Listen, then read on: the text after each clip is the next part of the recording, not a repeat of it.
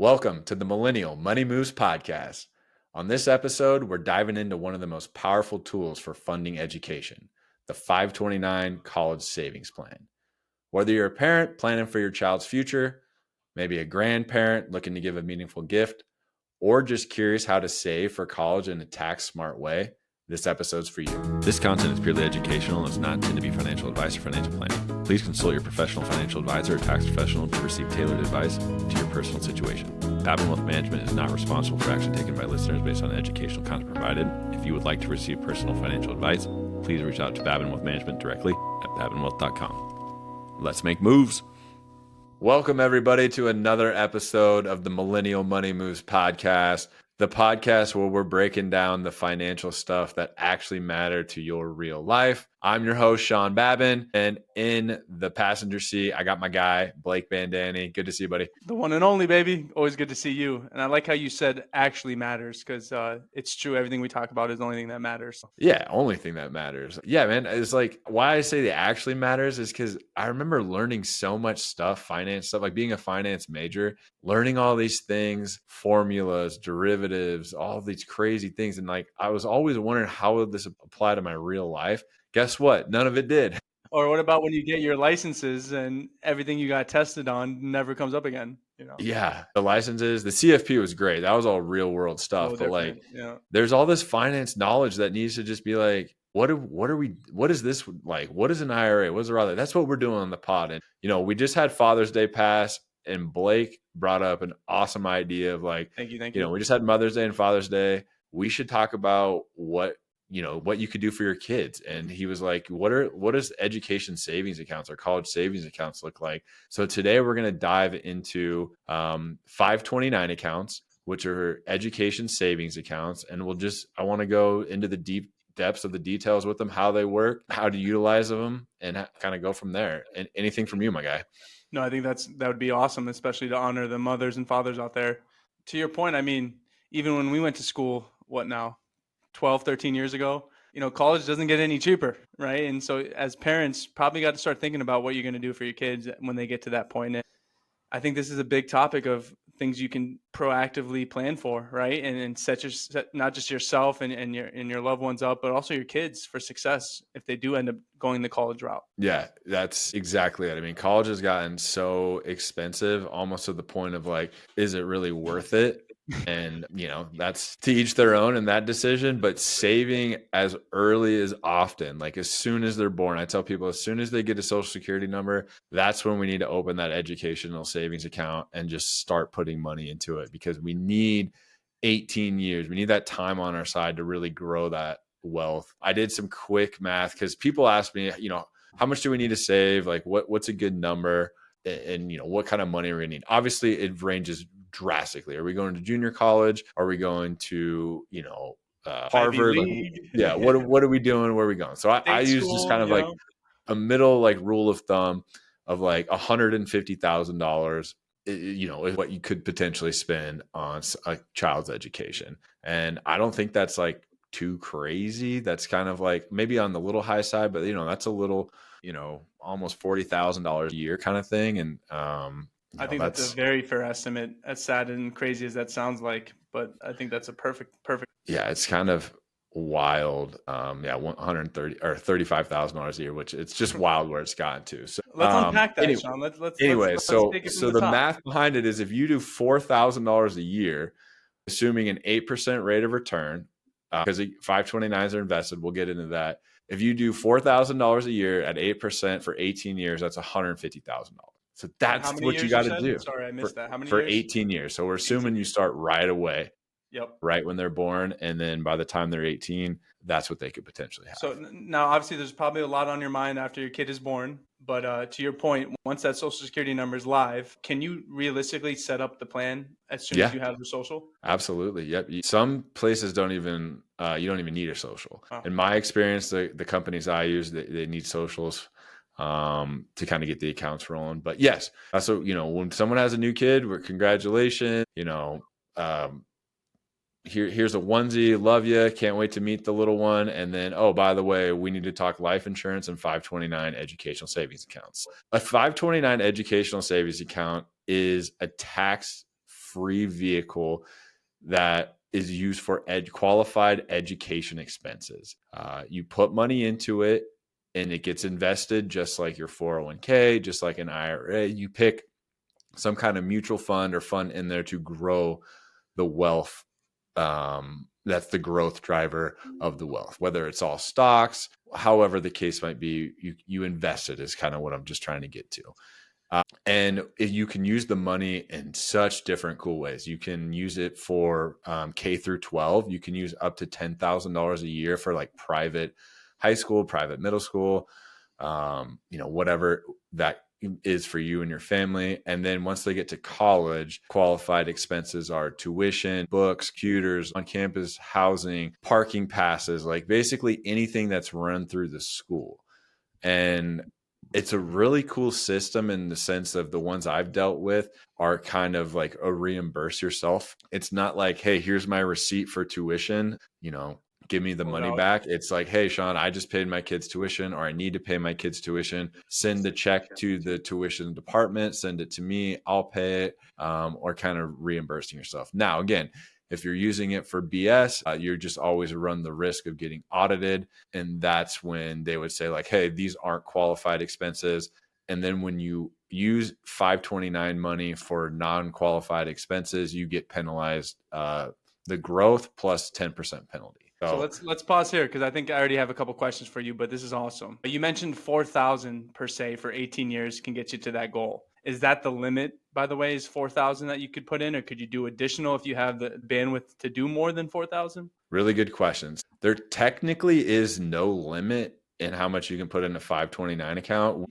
If you've got big time, you want to put big time money into it, you want to stay within the annual gifting limit, which is $19,000 or $38,000 for a couple. So 19 for an individual, $8,000 for a couple. So a couple could, fund a 529 account with $38,000 and not go over that annual gifting exemption and into their lifetime gifting. Yep. I'm sure people are like, what the hell is going on with that? But that's kind of the annual max. But what's cool with the 529, if your grandparents or your parents are very successful and they want to put even more, you can times that annual gifting number by 5, and they let you do 5 years of contributions into like as an upfront deposit kind of thing. Up to 5 times of that gift limit. Yep. You can do that all at once. And then you work with kind of your accountant to be like, hey, here's what we did for our grandson or great grandson, whatever the case may be. And then they'll stretch out that gift over 5 years, but you can front run it with up to 5 years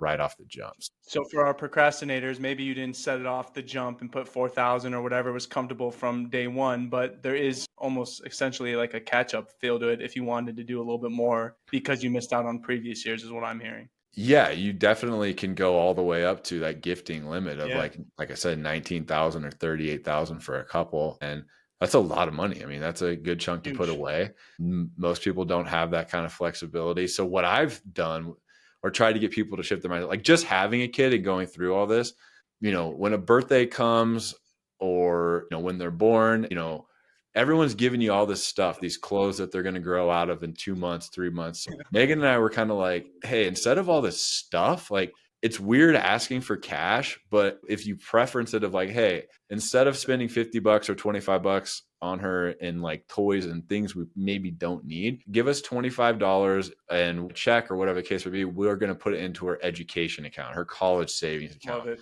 And we try to do that for birthdays as well, because it's just crazy how much stuff they accumulate. And it's like, we really don't need more of it. Like, it'd be awesome to just have money put into her college savings account. So that's some ideas for people out there who are like, how can we get a little bit more money into an education savings account? So a couple questions on that. Do you get it as a like adjusting your income if you're putting that into this college savings? Like, does it come off the bottom line of your own individual taxes if you're putting that in for your kid, or is it just a separate bucket? Really good questions. 529 plans are state sponsored plans. Okay. Some states will give you a state tax deduction just on the state side, and then some won't. So like the state of Arizona, for example, will give you a state tax deduction up to $4,000 per kid. So you got two kids, you put in 4,000 each. You've just now got an $8,000 state tax deduction. Kind of Wow. nice. But then you go,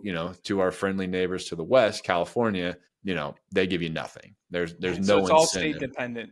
Fair enough. Exactly. Yep. It's all state dependent of what they'll give you, if there's anything, for kind of some type of carrot for contributing to a 529 account. So that's what, like, even if you're a grandparent and you live in Arizona and your grandson or granddaughter lives elsewhere, what we tell people to do is open them an account in your name, as with them as the beneficiary, FBO. Yep. and then you contribute to it, and then you get that state Right on. tax deduction, versus giving the money to your son or daughter to then put it into your grandson's account in another state where maybe there isn't any type of deduction, if they lived in another state, if that makes sense. No, it makes total sense. And then, so question for you as far as the gains over the next 18 years, right? As long as you're using it for qualified expenses, there's no gains taxes on the amount you made in the market. Did I hear that Correct. right? It's just like a Roth IRA in the sense of Cool. the money goes in, gross tax free, comes out tax free if used for those qualified education expenses.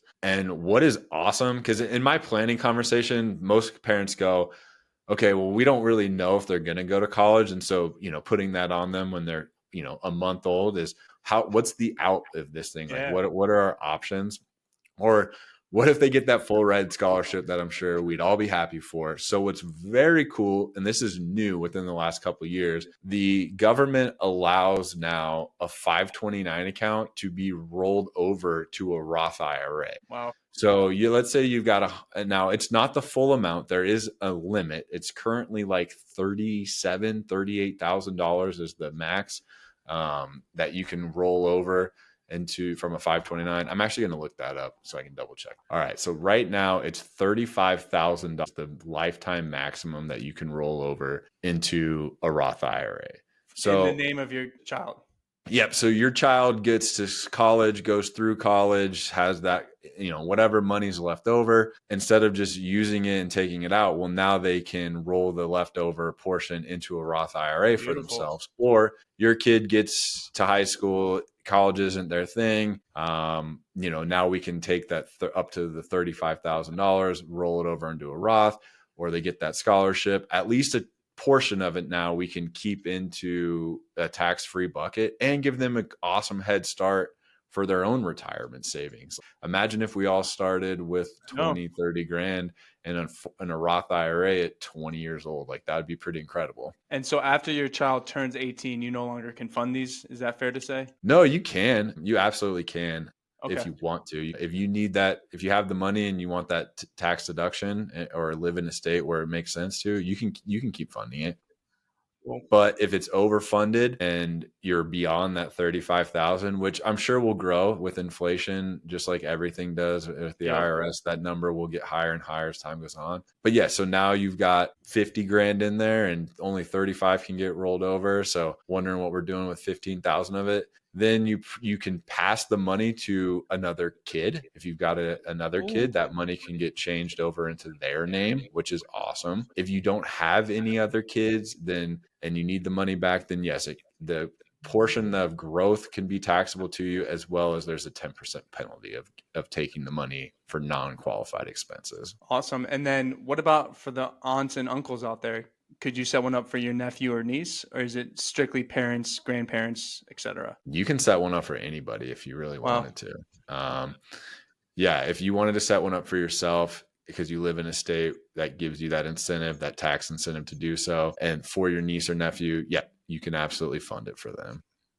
And what about the parents out there thinking, well, okay, I save up, get this funded for my kids' college education, or even through, you said K through 12 as well, but they end up not going to college or not actually using it, and you roll it into this IRA for your child. Does the child have access to that now? So I'm thinking, do you really want your kid to be able to pull out the 40 grand that's in it or 50 grand? Could they do that hypothetically? Or could you put some safeguards on it? Like, hey, we're going to roll this into a Roth IRA, but you can't touch this until you're retirement age. Or is it fair game for that kid? I mean, it's their account now. It's in their name. If they wanted to take the money out, they can. IRAs get hit with that 10% early withdrawal penalty. And then Roths have their own rule. If you have to have them, it's called a 5-year rule. It's got to be funded for 5 years. Totally.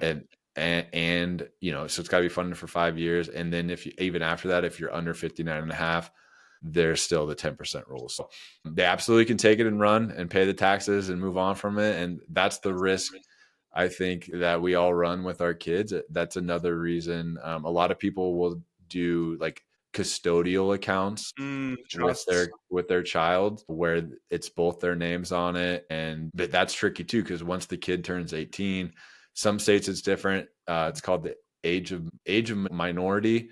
The different states have different ages, and so once they turn that age, age of majority. I said it the wrong way. Almost have it. Okay, so once they reach that age of majority is what states call it, whether it's 18, 21, that money is now fully theirs.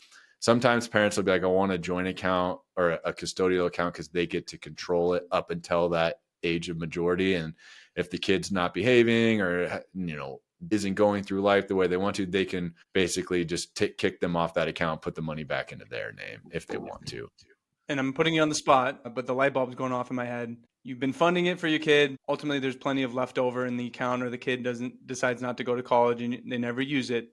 Do you have to roll this into a Roth IRA? Or can you just leave it in there and then transfer it to your kid when, I don't know, foreseeable future date? Or is that what typically you do with your clients, is you get to that age, the kid didn't use it, and you just say, hey, let's roll this into a Roth IRA? Or could they leave it in that 529? Yeah, you could leave it in there for Right. a long time. I mean, maybe if they're considering a grad program or any other type Exactly. of education outside of college, trade schools also work for 529 plans. I think that's between me and you. I think trade schools will certainly be an even bigger thing when my daughter is 18 years old. If colleges go this way, I don't see where the benefit is of paying $200,000 to get an education in a college where it's probably not worth that. Anyway, so the 529's money can be used for trade schools. But yeah, if they get to the point and it's in there and they're just like not sure what to do with it, yeah, you don't have to make an immediate decision on their graduation eve, but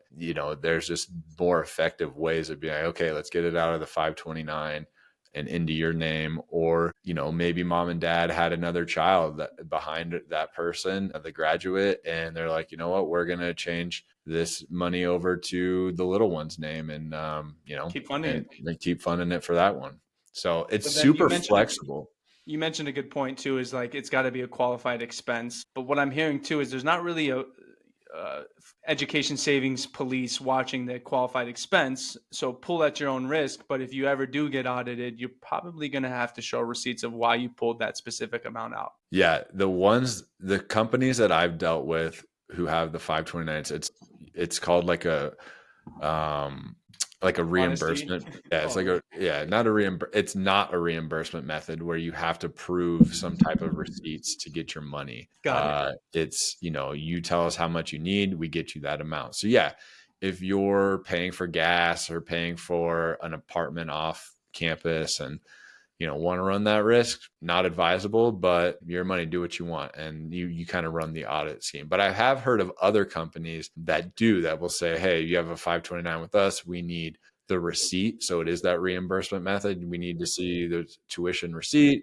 We need to see the parking pass receipt, the dorms receipt, and they kind of do that due diligence for you, which is annoying and good, I guess, at the same time. But yeah, it depends on what company you work with to have where your 529 is. So yeah, to open a 529, you can go online, Google it. Fidelity has one, Schwab has one, and you can set it up and fund it. It's pretty easy to do, and you pick an investment and kind of go from there. You can set up your automatic contributions. And now the account's off and running. Well, and what's funny to me is I feel like it doesn't come up enough in conversations with financial planners. Like knowing that your client has kids. I mean, I'm assuming most financial planners will bring it up, but I just feel like it's kind of swept under the rug a little bit. Yeah, and maybe because there's not enough money to be made in it for them. I don't know. I'm not sure. Like my 529 accounts that I have for my clients I don't make a penny off of them. They're commission free. There's no management fee. There's nothing. It's just, but it's part of the planning thing, and it's a tax planning avenue too. Just Totally. if you're in the right states, and people want to set their kids up for success. And this is the most efficient way, in my opinion, a 529 to set your kid up to pay for their college, pretty much tax deferred and tax free when it comes out. So yeah, it definitely needs to be talked about more. It needs to be utilized. It's also hard getting parents to save, honestly. Like, you just had a kid, a lot of expenses come with that, but the ones who eat can do it. Even if you start, just $100 a month, $200 a month, that goes a long way over an 18-year period. Exactly right. And I almost kind of think of it as like the 4K perspective, right? Like a lot of times, a lot of participants or employees are deterred from wanting to participate because they're like, well, I haven't really started doing it yet.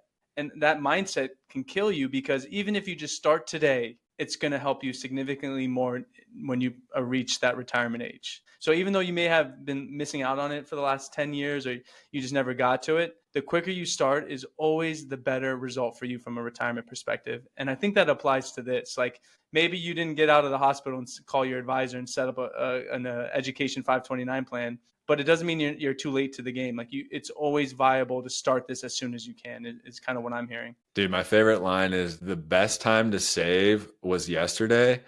The second best time is today. I love it. That's a great line. So you're absolutely right. It's don't be down on yourself that you didn't do it. It's just like, okay, maybe now they're 10 years old, but you've got the income now to be able to set some money aside for them. So now's the time. We still got 8 years. Like, let's just put some money away. And again, I think having the out at the end, whether it's the Roth, whether it's the money back to you, whether it's rolling it to another beneficiary, the flexibility of the fence, like, they're just unrivaled. Like, it's such a cool feature to be able to save for somebody, then maybe give them this big head start in retirement savings that they wouldn't have had otherwise, or pass it to the next sibling in line, and you let them utilize what's left over. So, and I think you hit another good point too, Sean. I didn't mean to interrupt, but you don't have to fund it if you're married 38 grand every year, like $100, like, just start somewhere, right? And then you'll see the progress of it. And then as you kind of get better with finances and budgeting, then maybe you can do another $100 a month or another additional couple $100. But it's always best, and it's the same perspective in your company's retirement plan, is start it as soon as you can, even if you missed. Yeah. And like I said, one of the easy tricks is birthdays, Christmas, love that, graduations, whatever that might be. I know it's awkward asking for cash, but you can make, like, at Edward Jones, we had these cool, almost like postcard mailers that would say, like, hey, instead of giving us a gift, contribute to the 529 account. Here's how to do it, or here's how to write the check. And I love that, because that's what you could give on the invite to anyone. Hey, we really don't need gifts, but if you want to give, send us a check made out to X for the benefit of our daughter-son's 529 account. Boom. Like, awesome. That's an easy way to put some money away for them. Better than the $50 you spend on Amazon. That $50 you spend that 1 year, you'd be surprised what it looks like a year from there.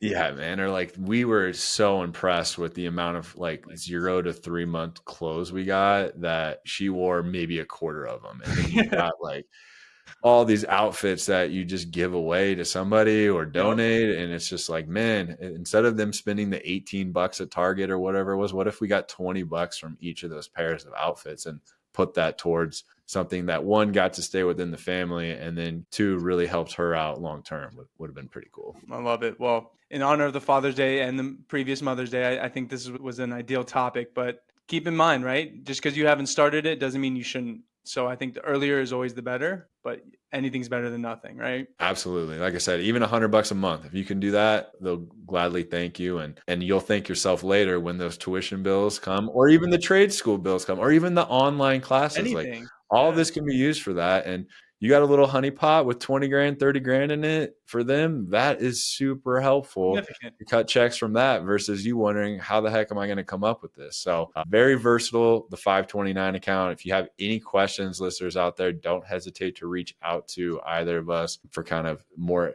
deeper education on that. But yeah, man, I appreciate you bringing up this topic, because it's certainly an epic one. And like you recognize, not everybody utilizes it or talks about it in their planning, but certainly should. And hey, man, nothing better you can do for your kid than the gift of education.